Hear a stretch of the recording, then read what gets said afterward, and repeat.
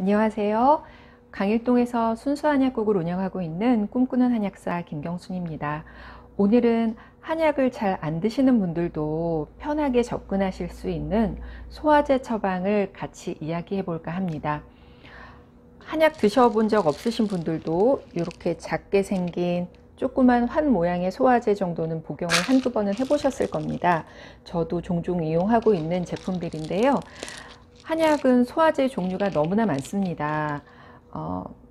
과하게 얘기하면 20가지가 넘는다고 말씀드려도 가능할 만큼 소화제 종류가 많은데, 오늘은 그 중에 가장 기본 중에 기본이 되는 처방 평이산에 대해서 이야기해 볼까 합니다.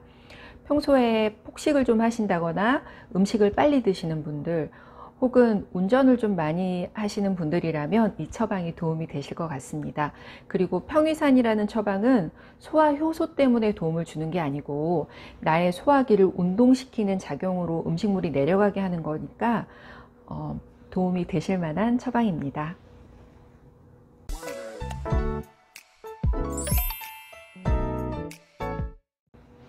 오늘 함께할 처방은 평위산인데요. 한약 좀 드셔보신 분들이라면 아마 이름을 들어보셨을 겁니다. 말 그대로 위를 평안하게 해준다는 이름 자체의 처방이고요.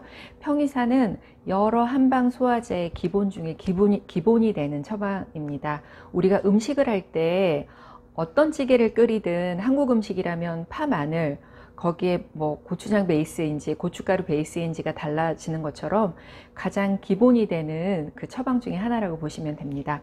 평이산의 구성을 보고 같이 얘기를 어떤 약재가 들어가는지 보시면 더 도움이 되실 거예요. 평이산에는 약재가 많이 들어가진 않습니다. 지금 보이시는 창출, 진피, 호박, 감초 순으로 제가 배열을 해놨는데요.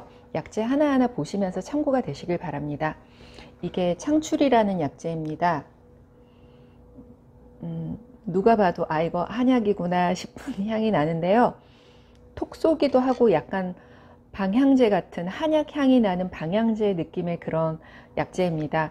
창출은 소화기의 운동성을 증가시키는 작용을 합니다. 그래서 동물 실험, 토끼 실험을 했을 때 장의 연동 운동을 더 증가시키는 그런 효과가 있는 약재입니다.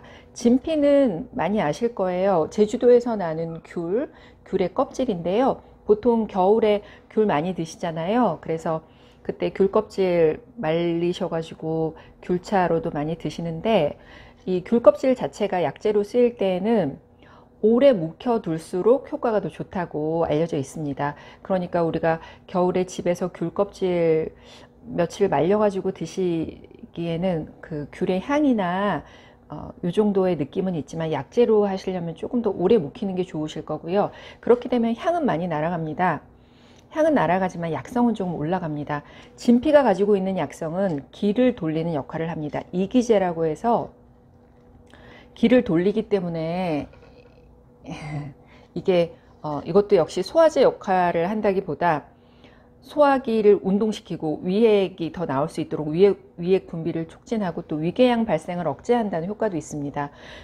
진피랑 비교하실 만한 게 청귤이라고 아시죠? 귤이 익기 전에 한 8월쯤 되면 시중에 판매가 되는데, 다 익은 귤의 껍질은 진피라고 하고요. 익지 않은 귤, 청귤의 껍질은 청귤피 혹은 청피라고도 표현합니다.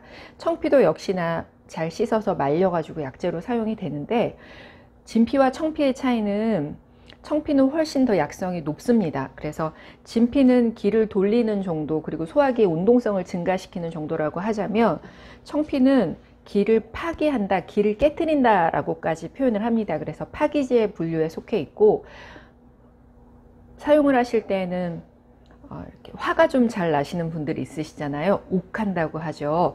그런 분들의 기를 좀 내려주는 효과가 있으니까, 평소에 소화도 잘 안 되는데 성격도 좀 급하신 분이라면 한방차로 청귤의 껍질, 청귤피를 말리시든지, 아니면 또 청귤을 가지고 과일청도 많이 만드시니까 그걸 평소에 복용하셔도 좋을 것 같습니다. 진피는 식사 후에 후식으로 드시기에도 아주 좋은 재료입니다. 진피차. 그리고 이건 후박입니다. 나무 껍질이 돌돌 말려 있는 것처럼 보이죠? 후박은 장 운동을 촉진하고 장의 경련을 완화시키는 역할을 합니다. 그리고 마지막으로 감초. 많이 한두 번쯤은 다 보셨겠지만 감초는 여러 가지 성질을 가지고 있지만 이 평이산에서는 위산 분비를 억제하고 위 점막을 보호하는 그런 역할을 하고 있습니다. 제가 지금 창출, 진피, 후박, 감초의 성질들을 간단하게 말씀드렸는데 얘네들이 어떤 특정 소화 효소를 가지고 있는 건 아닙니다.